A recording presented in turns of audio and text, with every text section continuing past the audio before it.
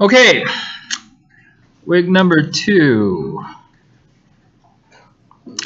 So we talked about while loop and printf like yesterday, and let me try to kind of review what we did last Tuesday a little bit. So what I want you to do, I want you to open Visual Studio 2017 and create new empty project. And make this as kind of your habit.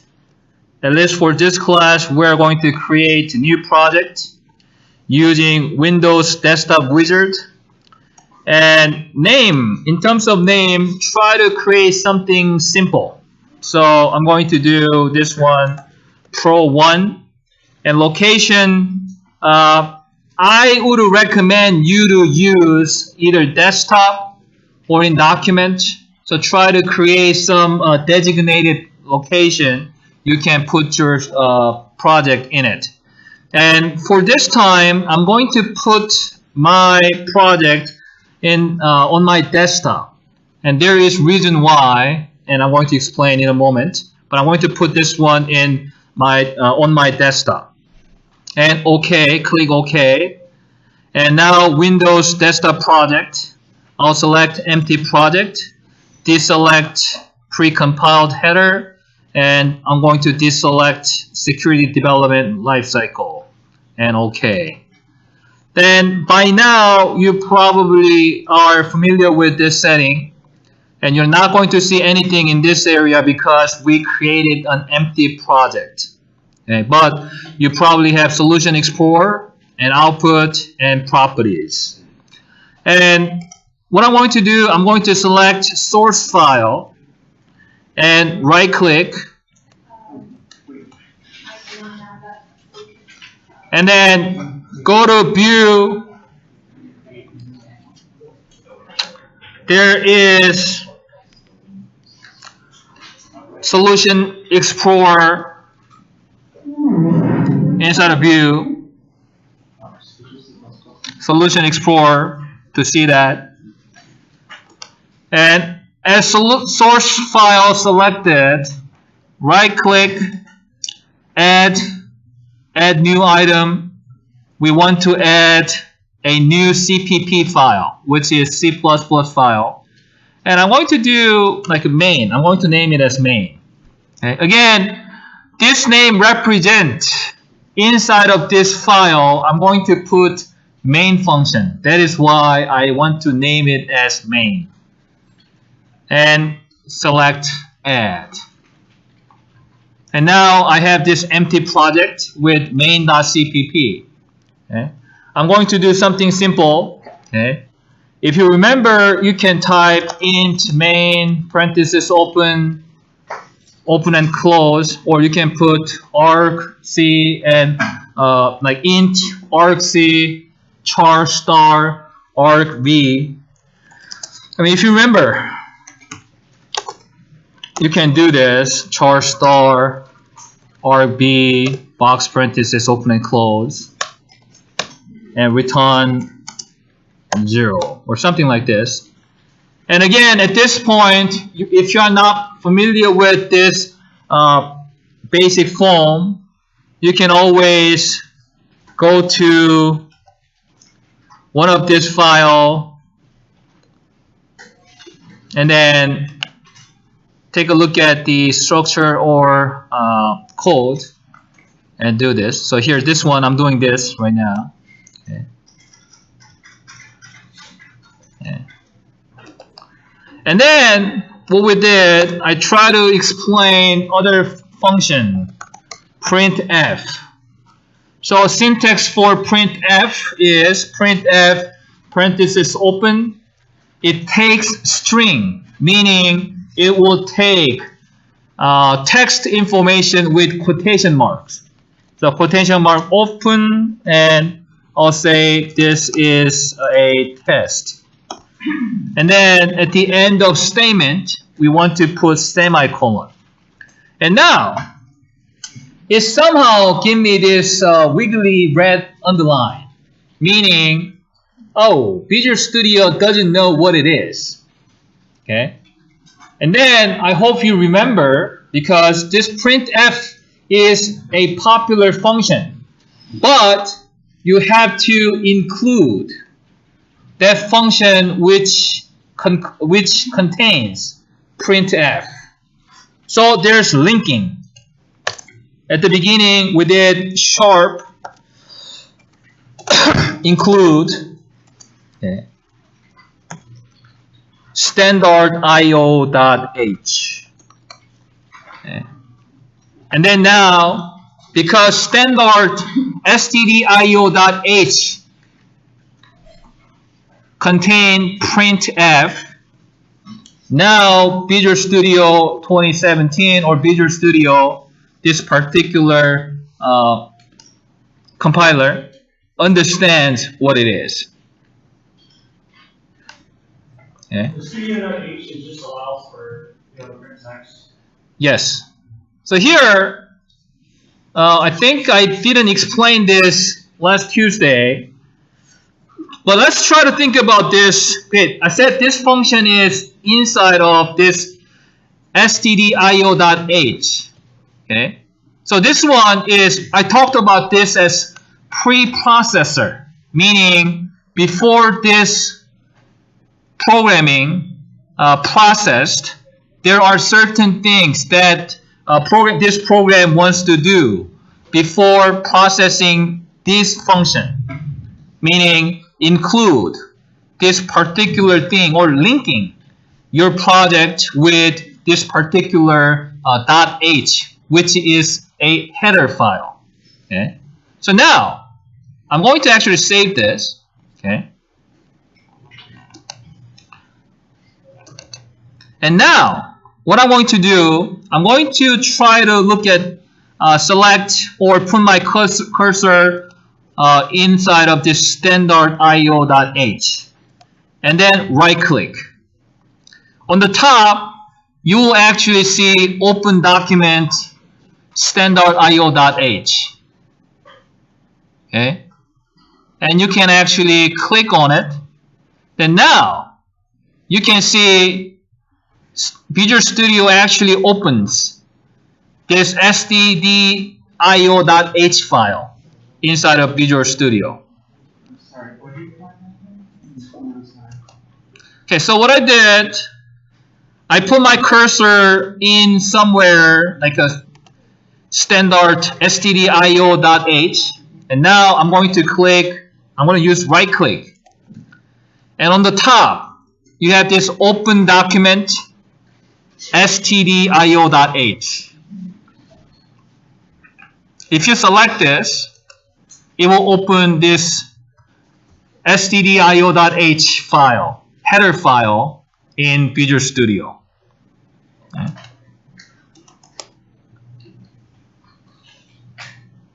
And then, if you look at printf here, select printf by using left click, and you can do right click and go to definition. And then you will actually go to inside of stdio.h and then where it was defined. Okay. So right now, you don't have to know all of this, but eventually, when you try to build your own game, you sometimes need to create your own header file, and you define what to do in your header file, and probably you need to know how to find your definition. So I'm going to show you this again, probably in a few weeks, but this is a little heads up. Whenever you have this function, okay, if this function is defined some other place using header file, you can select this function, right click, and you can do go to definition. Then you will be able to go to that particular file and look at how it's defined. Okay, and now let's try to build this by selecting or running local window debugger. Okay, yes.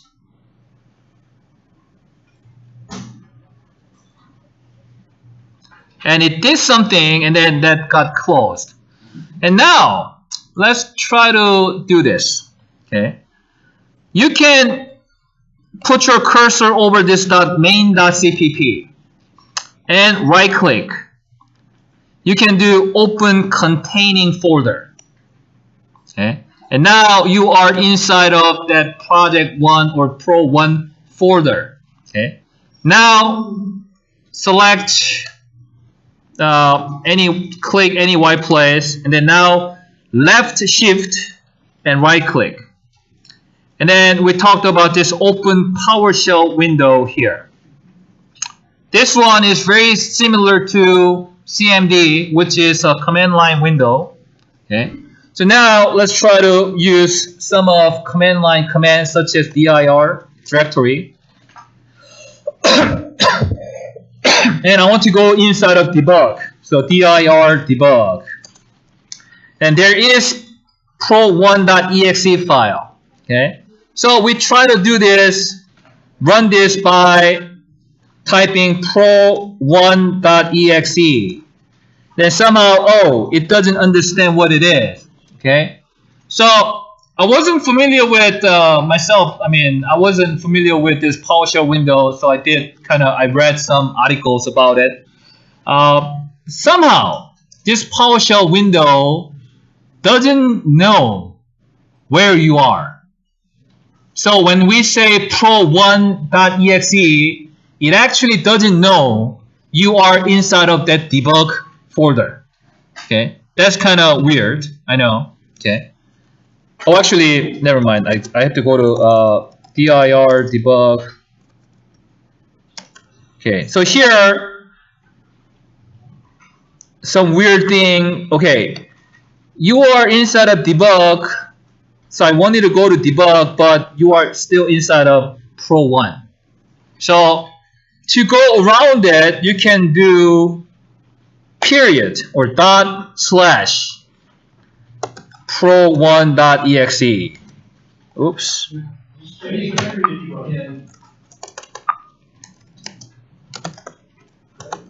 Oops.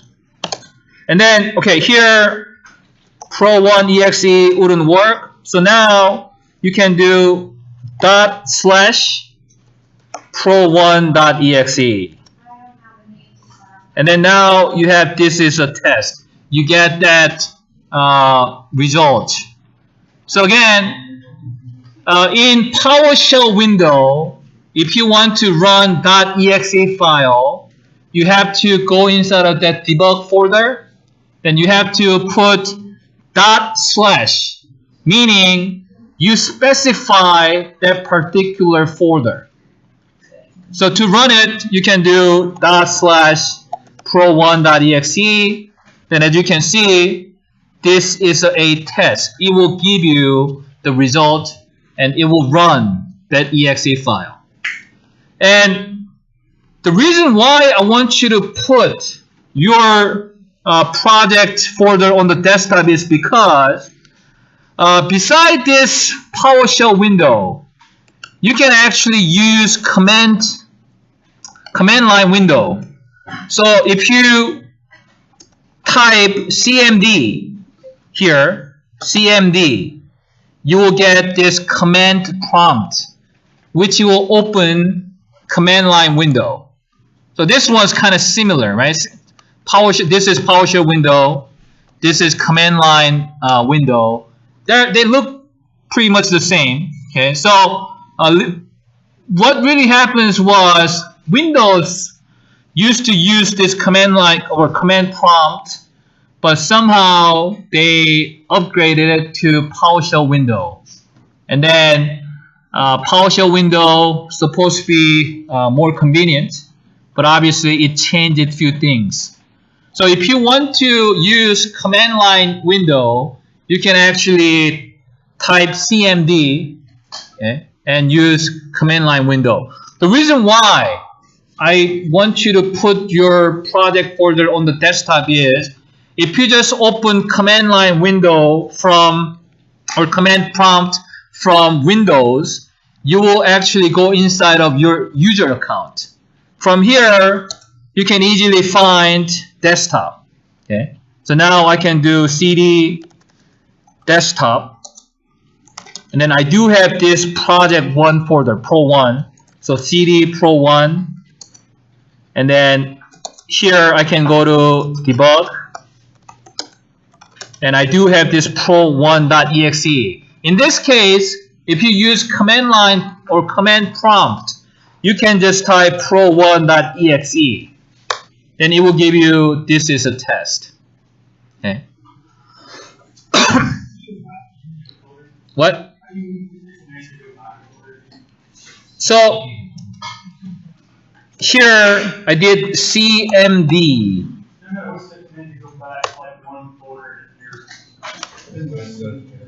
So in the user, where from PowerShell or PowerShell? Like if you want to change from one directory to another. Okay, so here the CD. CD stands for change directory. So here in game design, dir, I want to go into desktop directory. Then I can do cd change directory space desktop, and now I am inside of this desktop directory. And here, if you want to go back, you can do cd ... meaning you go into the, now you are going back to your parent. So now you are inside of game design folder.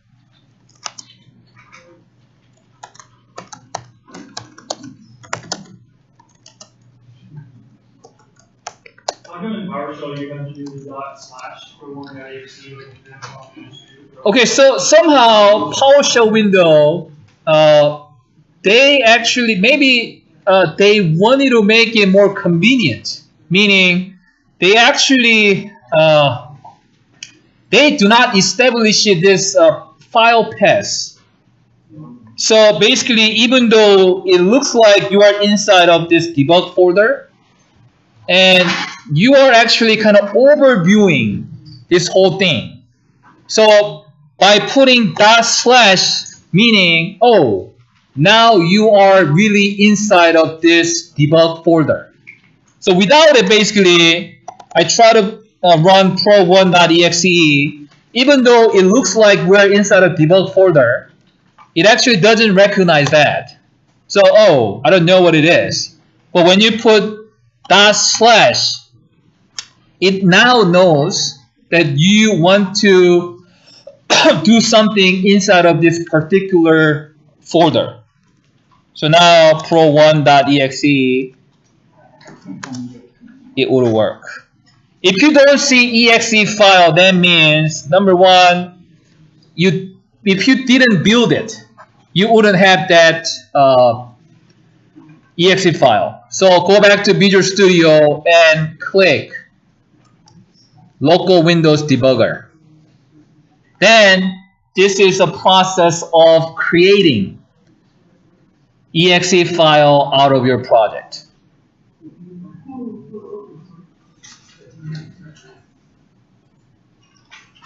Okay, now let's move to while loop. Are you inside of debug folder?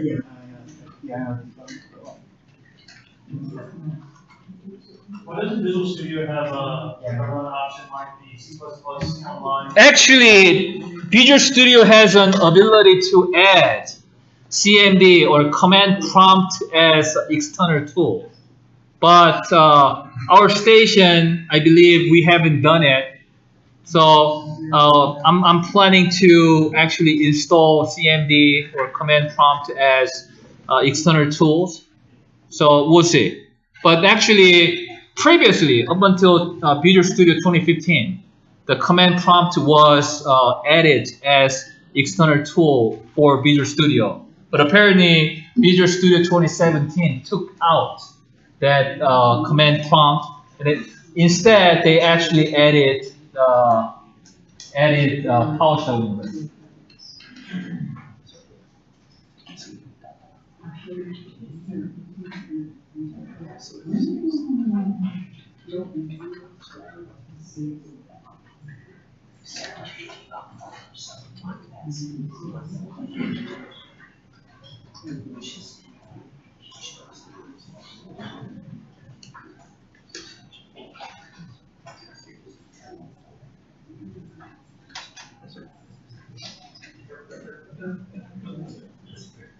But you actually named it your project name wrong. You have project one, four letter, and then you have project one, so it was added in weird place. All right. Now let's go to while loop. Okay. So now what we're going to do, we'll try to do this. Print f. We're going to do would you like numbers of cookie. So we want to do is something like would you like %d cookies, and then here I want you to understand few printf attributes. Okay, so for that I have, now we're working on while loop here, and then %d is explained here. Okay, how it works. Okay, so mainly %d, okay, is whenever you have numeric value followed by this quotation mark, okay, this will replace this %d. So now if you, okay, I'm going to save this and I'm going to build it again. So now what I'm going to do, I'm going to actually go back to my command prompt. So one trick you can use, okay, you don't have to close this. You don't have to close this. You can work with Visual Studio, and whenever you have to check, you actually click this local Windows debugger to create new exe file or update your exe file, and then go back to your command line window. And now I'm going to do pro1.exe. Oops. Now I have to go to cd debug, and now I'm going to that pro1.exe. And now it said this is a test. Would you like 10 cookies?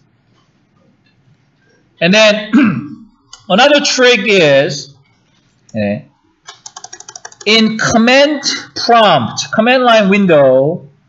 Okay, so here you basically keep changing or updating your exe file. You want to run it again. For instance, so I'm not going to close this one. I'm not going to close this one. I'll go back to my Visual Studio, and now I realize there was no line break. So here I'm going to do, this is a test dot, before you close quotation mark, I'm going to do \n, meaning new line.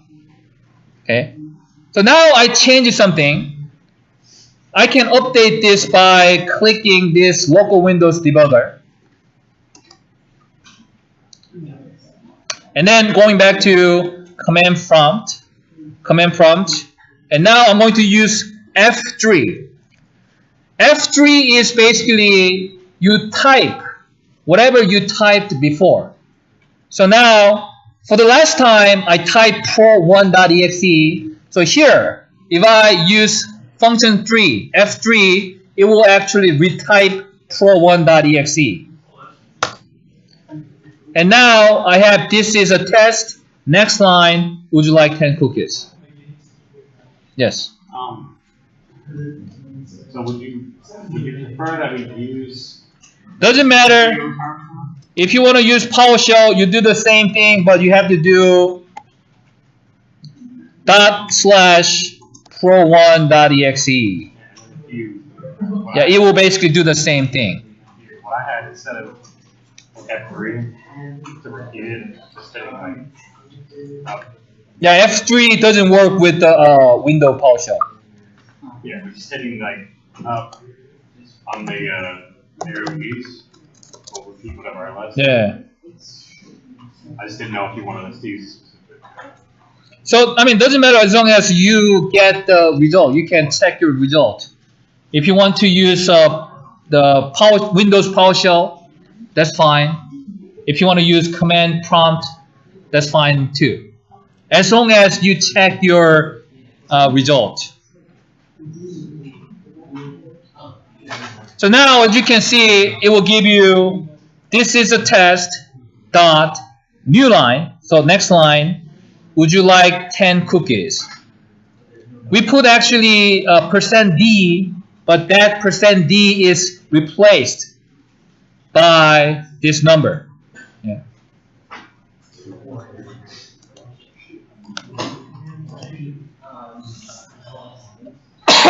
And then we talked about that little bit of variable. So here, if you put number 10 here, this will be always number 10. So sometimes, if you want to have some variable data, okay, we use variable. Okay. So here, last time, what we did int, meaning integer, number of cookies equal 10. And then instead of this 10, we can put number of cookies. And then let's try to do this.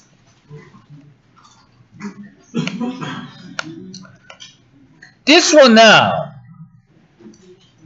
I said this is a variable. Okay. So now what we can do is, variable means basically this value is dynamic value, meaning it can change. It's not fixed. So what I can do is, I can copy this line, like printf, would you like %D cookies? And then here, I can say number of cookies equal 15. And now process is, in this line, okay, this number of cookie has value of 10. So it will print out, printf, would you like 10 cookies?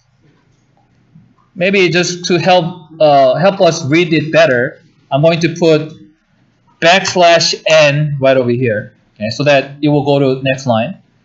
And here, on line number 8 now, I change the value of number of cookies as 15. Thus, on line number 9, it said it will print out, would you like 15 cookies instead of 10 cookies? Meaning basically, I want you to understand this is variable. Variable is for dynamic value, meaning it can change its value. Okay. So now I can update this and then go back to command prompt and run project1.exe again. It said now this is a test. Would you like 10 cookies and would you like 15 cookies? So are we running the second time, like number of cookies in a different way, or the same as the first one? So this time, I mean, we basically assign different value in number of cookies. Okay. So now, what we're going to do is we're going to use while loop to change this value.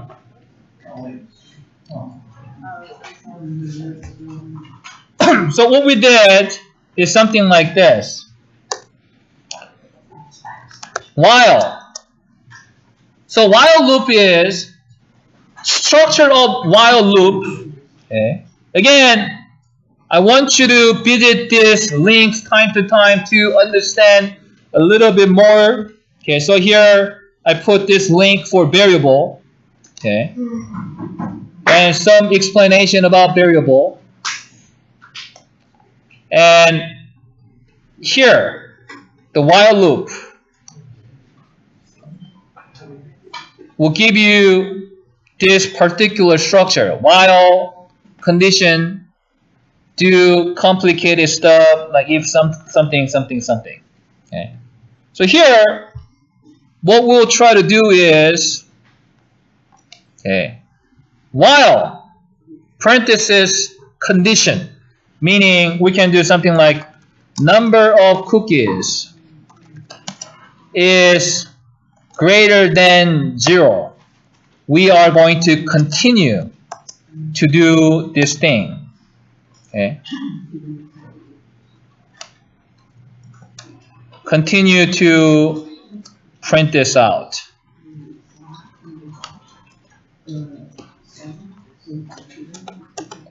Okay. And then, by looking at this, what is going to happen is, if you look at this integer, number of cookies, it's 10. It's defined as 10. So this condition will be always true, meaning it will continue to print out this, would you like 10 cookies? Okay. Infinitely.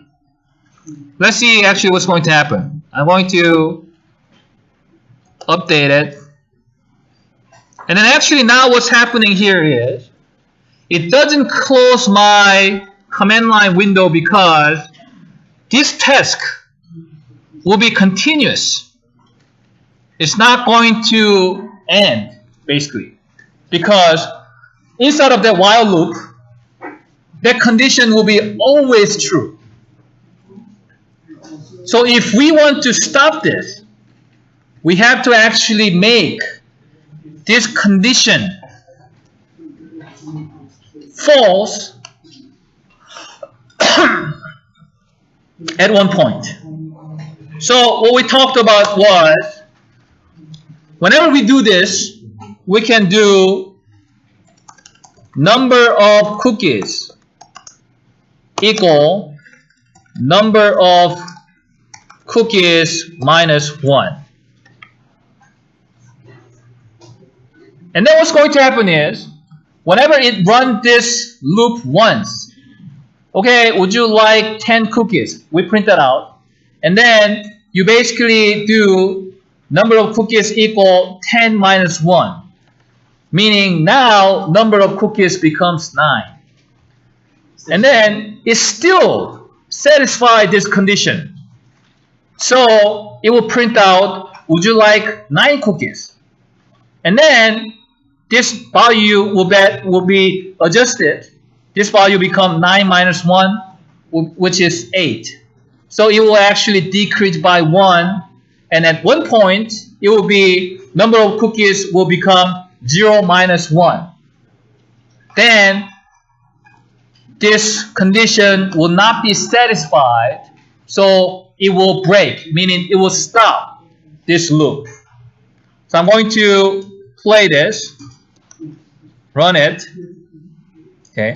And then now I can go back to command prompt and F3. So now it will give me, would you like 10, 9, 8, 7, 6, 5, 4, 3, 2, 1 cookies. And then it stops.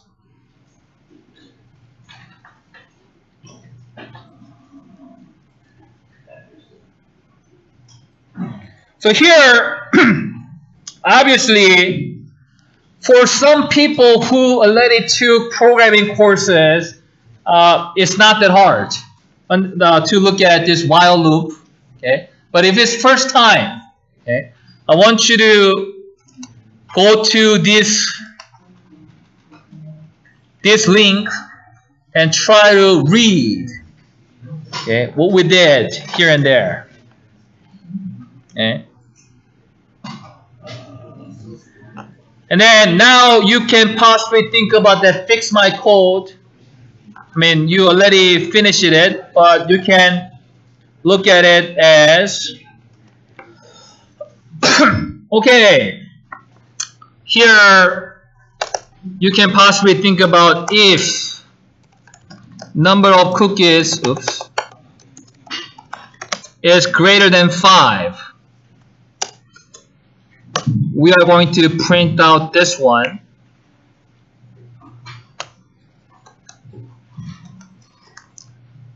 Actually, would you like cookies or something?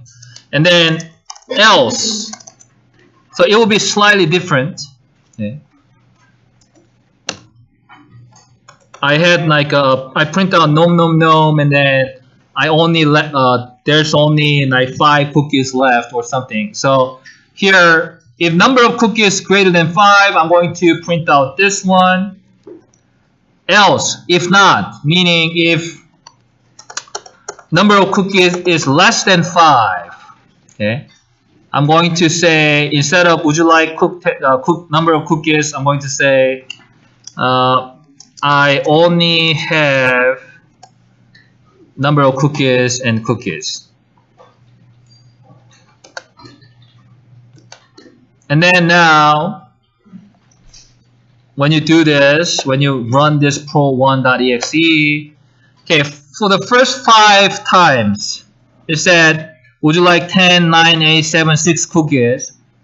But whenever number of cookies less than less than 6, it will print out I only have 5, 4, 3, 2, 1 cookies.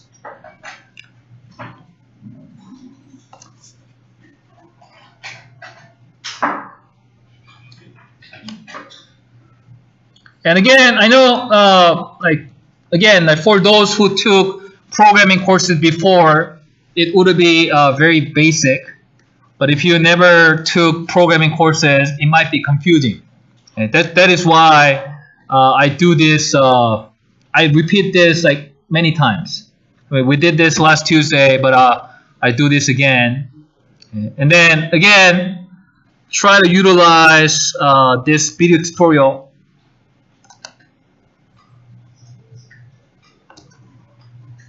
And here again, yeah, I'm going to actually replace them with 2017. But here, while loop, it actually talks about how this while loop works. Right.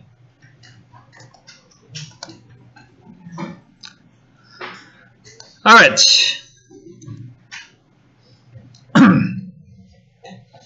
Now, let's look at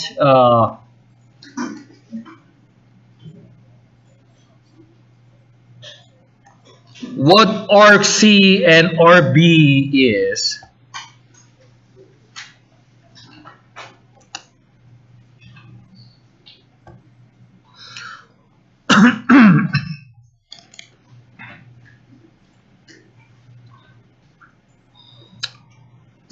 Okay. So let's take a look at this guy here, argc and rb. Okay. So this is what we have so far. And now we want to kind of change certain things. Or I'll copy this. Okay. I'll just ignore all these things and paste this.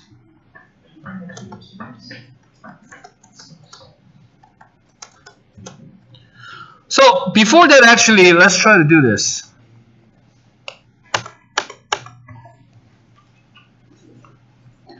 Okay. I want you to just have this one line. Printf argc colon %d and argc. Okay. So here, this is something I briefly mentioned last week. Okay. what I did, if you remember, I said, okay, this could be the simplest form of a function. Okay? And then I mentioned that because we don't take any data at this point, you can omit this. Okay? So let's try to think about what we did last week. Okay? I said this could be one of the simplest function form or function structure.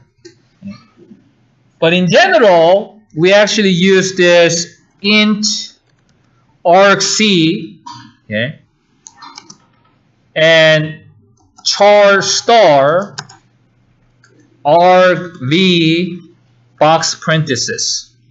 Okay. And now let's try to do this.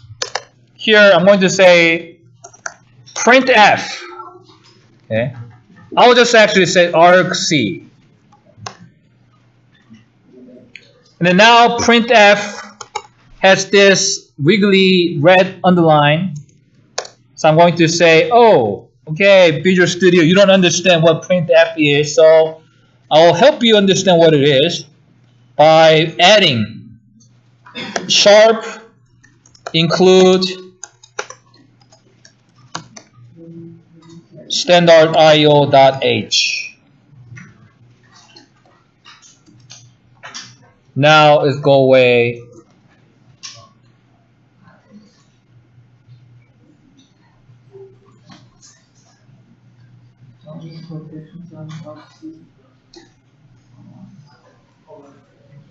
So here again, now it doesn't understand what argc at this point because printf is defined to take string data.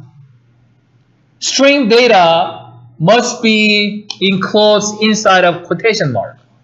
That is why we are going to use quotation mark open.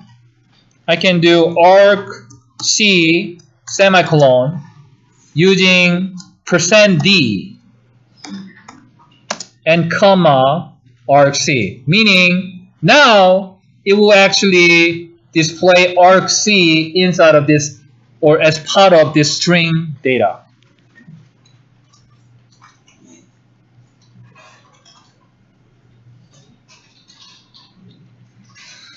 So now, let's try to see what it does.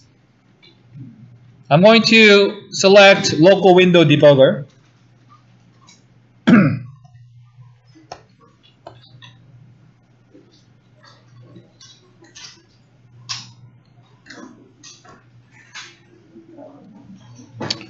And yes, now I'm going to go back my command prompt. And I'm going to say pro1.exe. And then it said argc colon it print out 1. Okay. So meaning, okay, this one might be a little tricky. So without any input, it actually take it the default value of argc is 1. So now I want you to understand this part. Okay. What we just did is might be kind of hideous, and you don't have to know, but you have to understand this. Now what we're going to do is I'm going to go back to this command line prompt. Command prompt, I'm going to say pro1.exe space 3 and enter.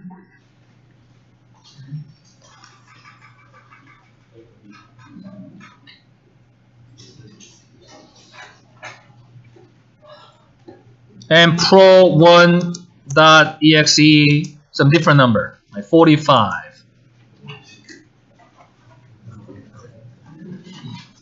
Or pro1.exe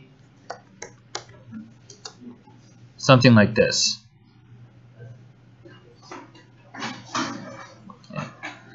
And obviously now what's happening here is okay, what I want you to understand is, okay, by adding some value, okay, we can actually give some input to this particular program. And now, okay, again, I'll try to remember what just happened. Okay, and now what I want you to do is, so where actually is here. Okay.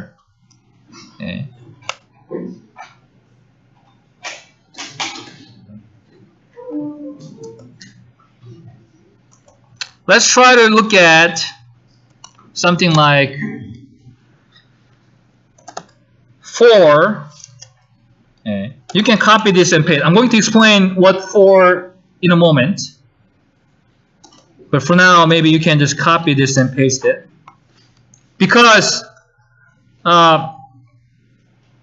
this is important to understand its concept. Okay.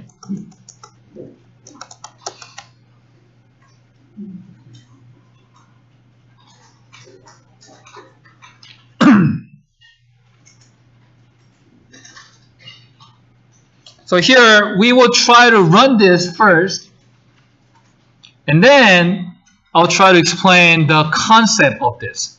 So meaning, it's okay for you to not to understand everything at this point, but I want you to understand the process, how your program can take some external input and process it.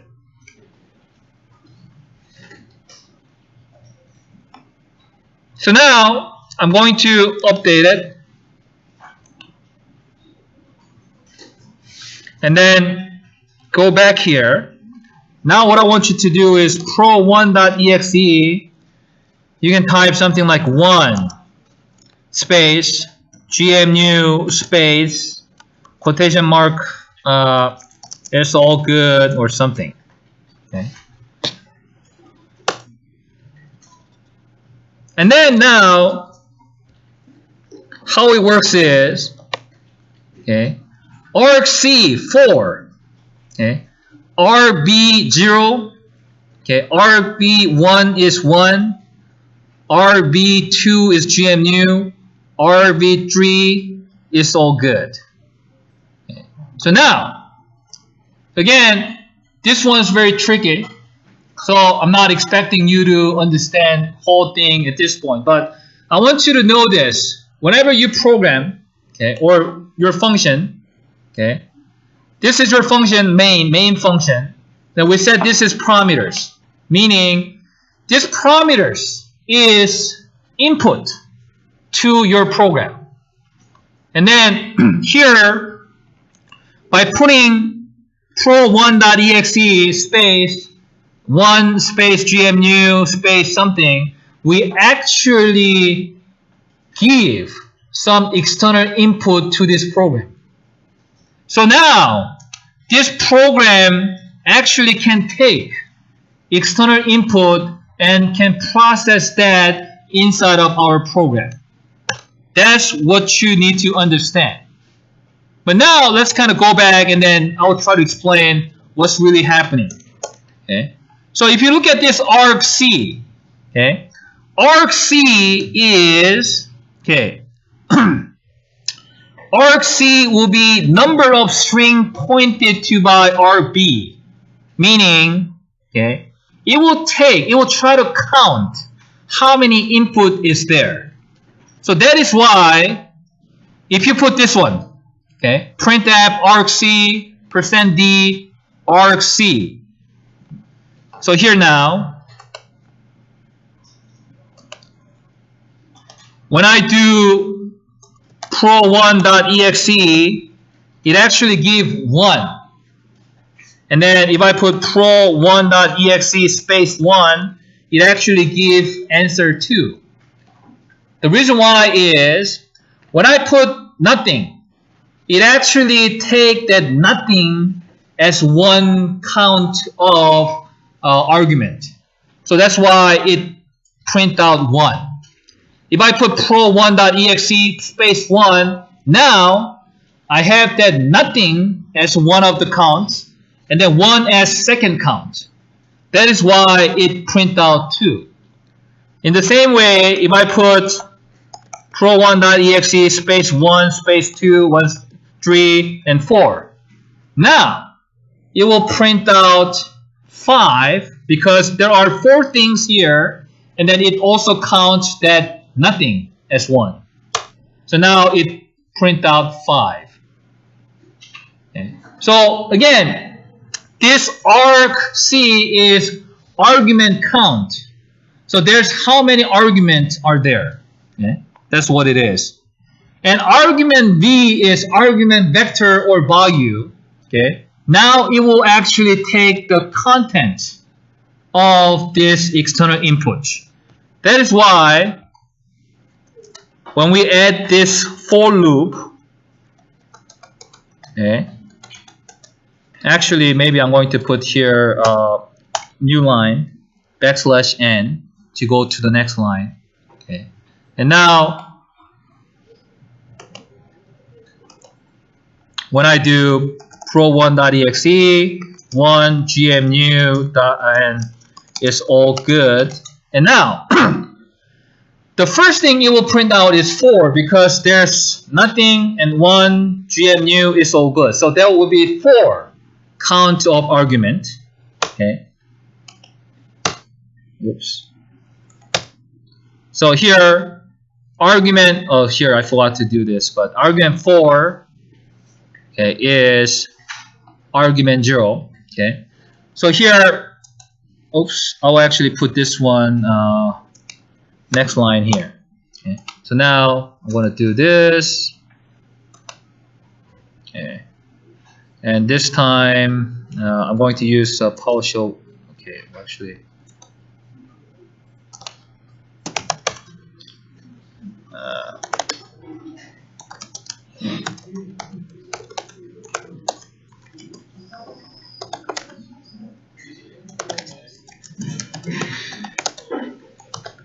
So now I'm going to do pro1.exe 1 gmu and it's all good. So now argument C, there are 4 because this one pro1.exe is basically counted as 1, and so this one argument vector 0 will be itself pro1.exe, argument value 1 is 1 gmu and it's all good. So here the concept is I want you to understand like this main function or any function can actually take external input. That is why when we try to create more complicated program, you can actually pass certain data from one function to the next function, okay, or you can get input from outside of the program. Okay. That's basic concept that I want you to understand. Now, okay, let's look at this for loops and arrays. Okay. So this is basically what we had before about cookie thing.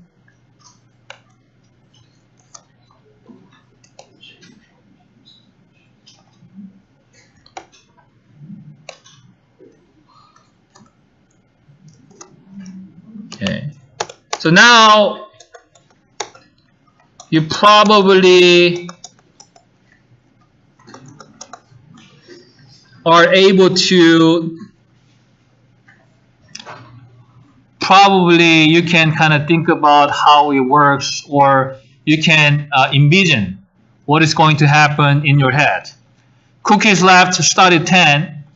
Okay. The condition is cookies left greater than 0. So at the beginning it will say I have 10 cookies. And then next line, cookies left to equal 10 minus 1, so it will be 9. So it will print out I have 10 cookies left. I'll actually get rid of this so that you can see it better. Okay. And then it will print out I have 9 cookies, 8 cookies, 7, 6, 5, 4, 3, 2, 1 cookies. Okay, so that's what's going to happen. So now I can do pro1.exe. As you can see, it prints out I have 10, 9, 8, 7, 6, 5, 4, 3, 2, 1 cookies. Now, let's try to change this or convert this to for loop. Okay. So here, there is something I did here. How to change this to for loop. Okay. So for and while loop. Okay. Is basically while is something like while condition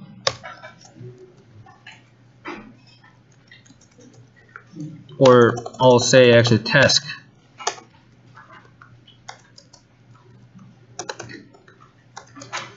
So it will be something like this. If this condition is true or satisfied, it will keep doing this task 1, 2 over and over again until this condition becomes false. Okay. For loop is something like this. For loop basically same as this while. Or here I can actually do task 1 and then I can say so here, let's actually look at this one. So now this one is condition, okay, and this is task 1 and 2. Okay. So now, if you want to convert this thing, you can do for parenthesis open. Okay. Here, you can put initial value such as int. Okay.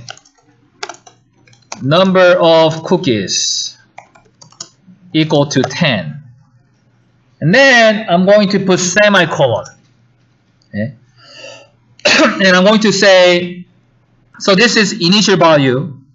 Then second thing you need to put is condition. Cookies, or actually number of cookies is greater than 0. And semicolon one more time. Oops. And then I'm going to say number of cookies negative negative. Or I can say number of cookies equal number of cookies, oops, minus 1.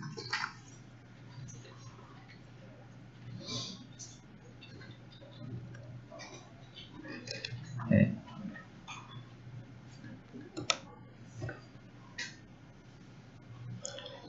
And then I can have parenthesis open and close, something to do.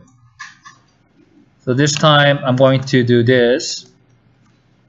And then I actually change this value to number of cookies. So now, basically this one and this one is exactly the same thing. Okay.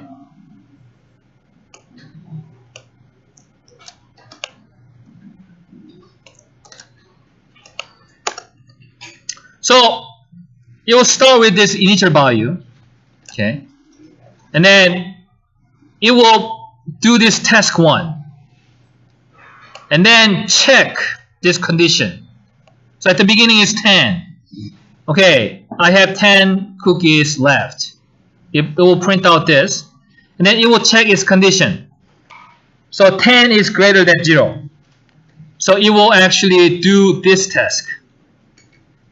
So number of cookies now equal to 10 minus 1, which is 9. Now, it will do this. What's that last symbol there on the line 6? There's no symbol. The minus 1. Oh, minus 1. And then 9 is still greater than 0. So it will do this.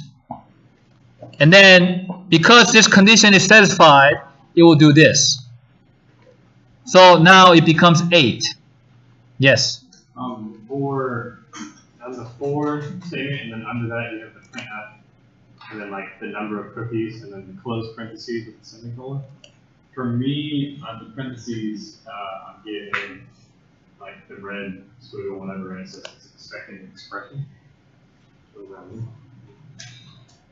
So you probably have something like this, or that I have to actually check. But now I'm going to get to you soon.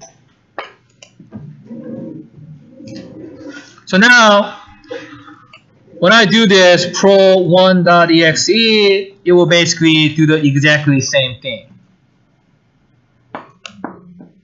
Okay. So again, if you go to tutorial, for loop, In this I have matter, explained what I just did in this video. So you can review that for loop using my tutorial.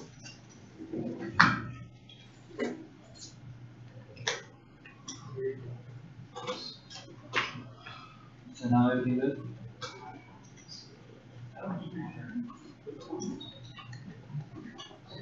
I haven't. So you actually do this twice, so you have to get rid of the int number of cookies.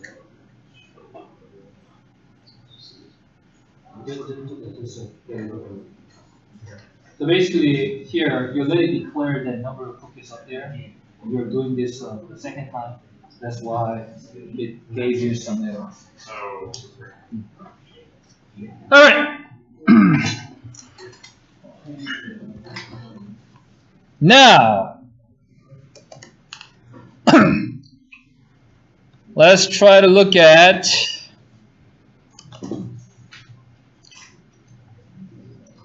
we did for loop, okay, and now let's try to look at arrays. Okay. Anyone heard about arrays? Yes? Can you tell us what it is?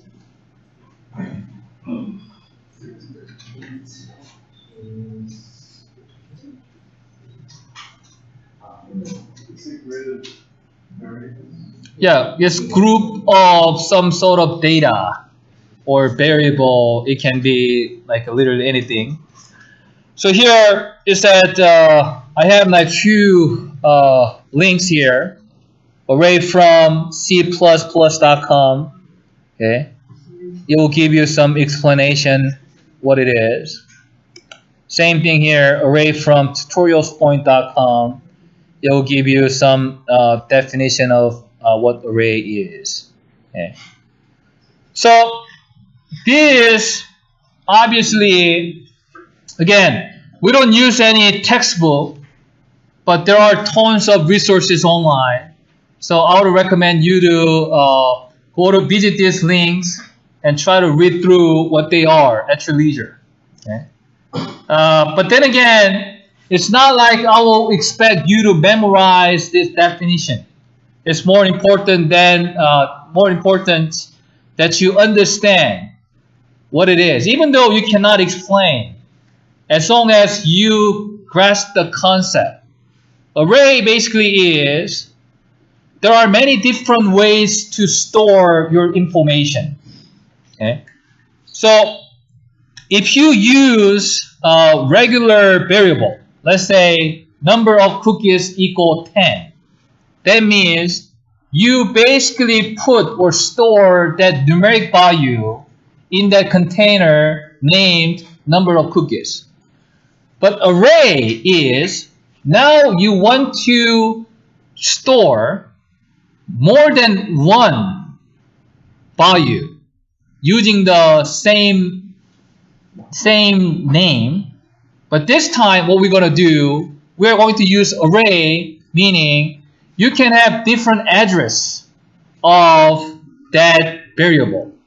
So basically what this is saying is, let's say this is full array. Okay. Now, if you use it as regular variable, you can only store one value in that full variable. So you can say expression would be full equal 10. Then the 10 is assigned in full. You cannot basically, you can change the value, but you cannot store more than one value. But if you use array, you can say full 0, you can store some number. Full 1, you can store some different number. Full 2, you can store different number. So by using this different address, okay, you can store more than one value to that particular variable. Okay. So example would be something like this. Okay, let's actually. I know we are almost. It's 2:41, so I'm going to copy this. So I'm going to explain this again next week, but let's try to see what really happens when you use array.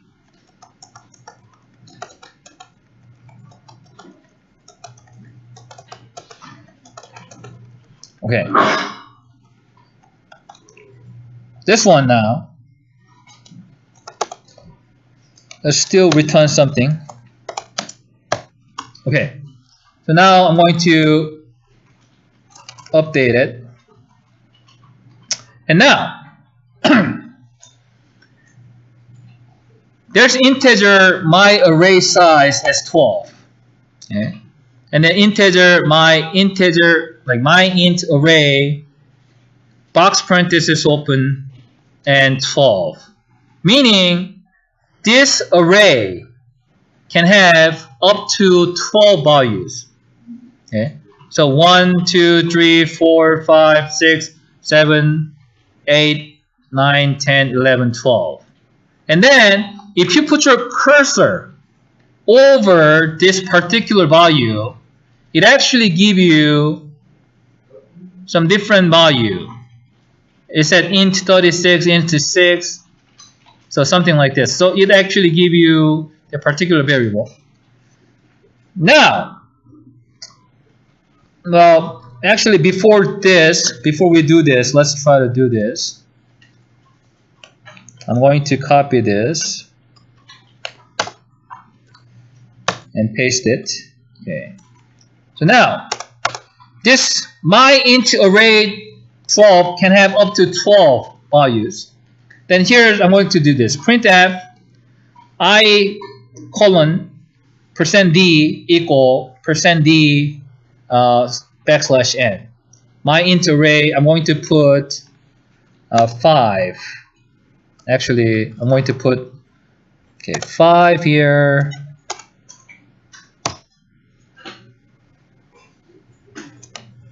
5 here.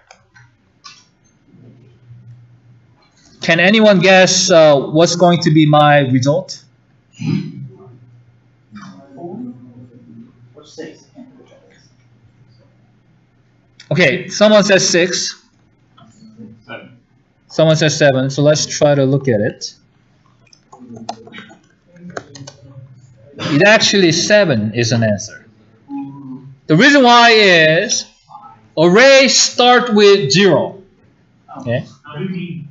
So this one will be my int array 0, 1, 2, 3, 4, 5. So it will give me 7. Okay. And then there was kind of famous joke that I don't think it's like really true, but like I mean sometimes when human counts, we start with 1, right? So 1, 2, 3, 4, 5. So we kind of expect this is 1, 2, 3, 4, 5. But computer doesn't have finger. so they usually start counting from 0. Okay? So I mean that's like a kind of popular joke among programmers. So whenever human count, we start with 1, 2, 3 because we use finger, but computer doesn't have fingers, so computer start with 0 instead of 1. Okay. So now, okay, I'm going to. I know it's 2:45. So what we're going to do next week is we will actually take a look at how we can do assignment number 1. Okay, assignment number 1. Okay, so before we take a look at fix my code number 2, we will actually see a little bigger assignment. So hello world project, what it does, it actually has shapedata.h, okay, which will give you a set of data. What we are going to do is we are going to actually create a function.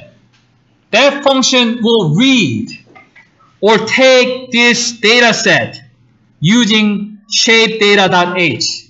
So we will take a look at how we can link this shapedata.h to our main function. And then inside of our main function, we are going to process this external data set to give us certain result, okay, like this. Okay, so this one basically will take data from shapedata.h and then it will calculate. It will, number one, it will recognize whether it's a triangle or rectangle, and then it will calculate its area. So there will be if triangle, it will use the base times height divided by 2. If it's rectangle, it will just do the base times height. Okay. So it will be involved with if else statement along with array, because we are going to take all these data set, okay, at once using array. So that's what we're gonna do next week.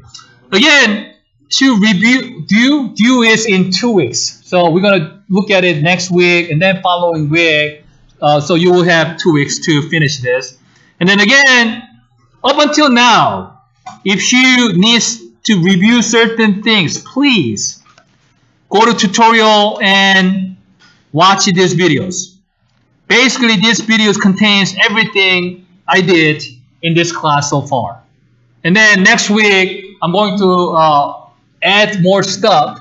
Okay, more stuff to so array and other things. I'm going to talk about it. I'm going to make a video tutorial on it. But if you need to review, please visit this playlist and watch them. Okay, time's up, and I will see you guys next week. And if you come in late, just let me know before you leave.